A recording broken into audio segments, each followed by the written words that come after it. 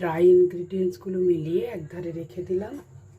আর আমি কড়াইটা প্রিহিটেড করতে দিয়ে দেবো। কড়াইয়ের মধ্যে একটা ছোট্ট ছাদা আছে, সেটাকে আমি কাপড় দিয়ে কভার করে দিয়েছি।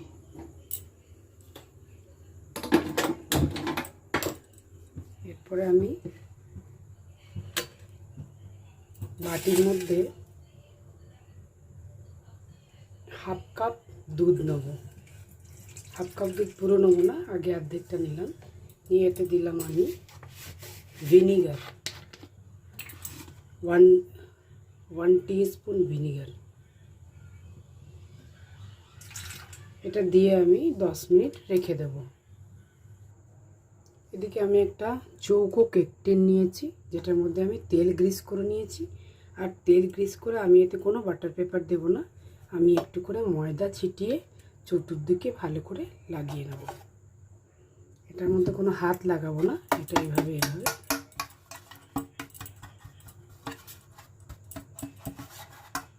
এভাবে এভাবে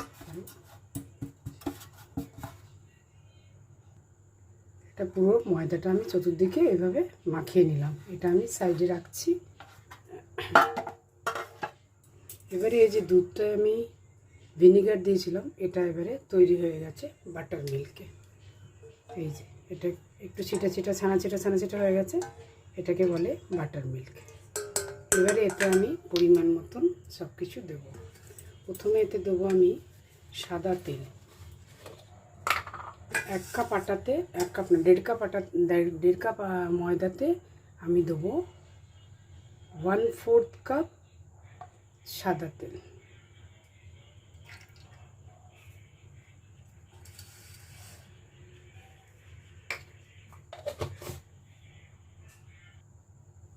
আর এতে দেব, যেহেতু 1.5 কাপ ময়দা, তাই এটাতে আমি 1 কাপ চিনির গুঁড়ো দিলাম।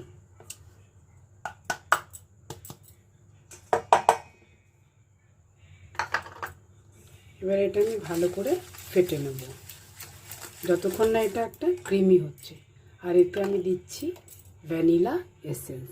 যেহেতু এটা আমি ভ্যানিলা স্পঞ্জ বানাচ্ছি, তাই আমি এতে 1 চামচ নয়, ঢাকনা 1 ঢাকনা এসেন্স।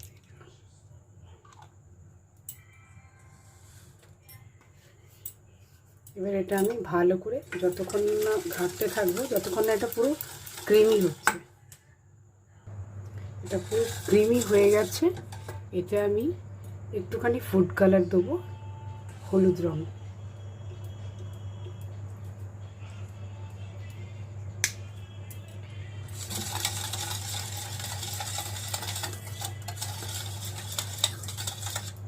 এরপরে আমি শুকনো ইনগ্রিডিয়েন্টসটা একটু একটু করে দিতে থাকবো। একবারে পুরোটা দেওয়া চলবে না, একটু করে দেবো। আর একটু করে হালকা হালকা করে এটা এভাবে ঘাঁটবো।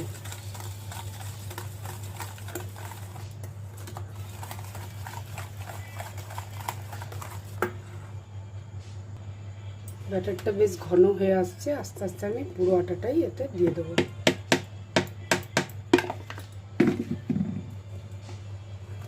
মনে হচ্ছে এটাতে আমার দুধের প্রয়োজন হবে, তাই আমি এবারে এই যে রেখেছিলাম দুধটা, ওটা আমি একটু একটু করে সামান্য সামান্য করে প্রয়োজন মতন দিতে থাকবো। আর হালকা হালকা করে এটা নাড়তে থাকবো।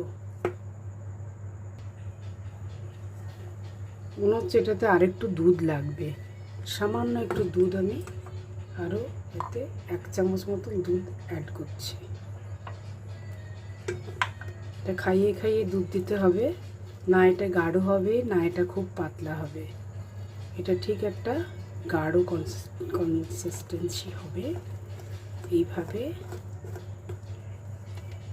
খুব হালকা হাতে আমি এটা নাড়ছি। ভিডিওতে মনে হচ্ছে খুব তাড়াতাড়ি হচ্ছে, কিন্তু এটা খুব হালকা হালকা করে নাড়তে হবে, তবে এর ভেতরে ভাবটা আসবে।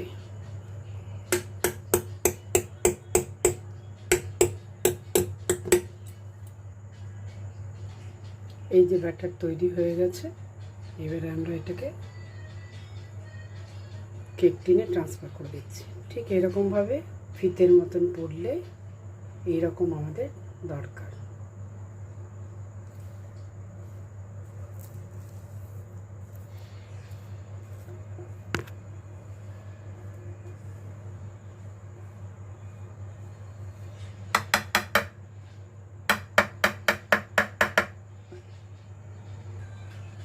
আমার কাছে কিছু টুটি ফুটি পড়ে আছে, এগুলো আমি এর মধ্যে সামান্য সামান্য করে ছড়িয়ে দেবো।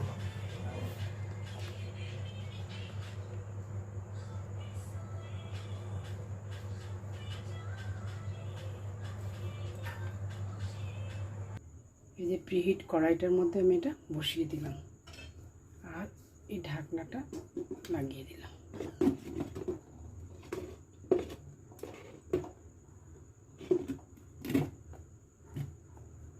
এটা প্রায় 35 মিনিট ধরে হবে। 35 মিনিট পর ফিরে আসছি।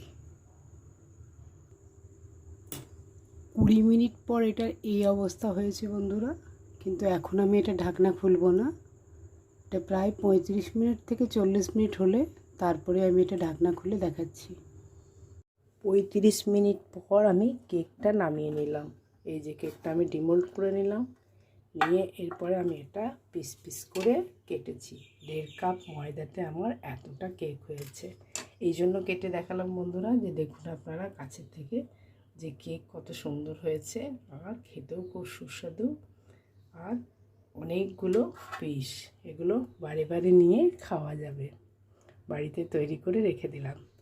আপনারাও ভালো লাগলে বানাবেন, আর আমার চ্যানেলকে সাবস্ক্রাইব করবেন, আর একটা লাইক অবশ্যই দেবেন। নমস্কার।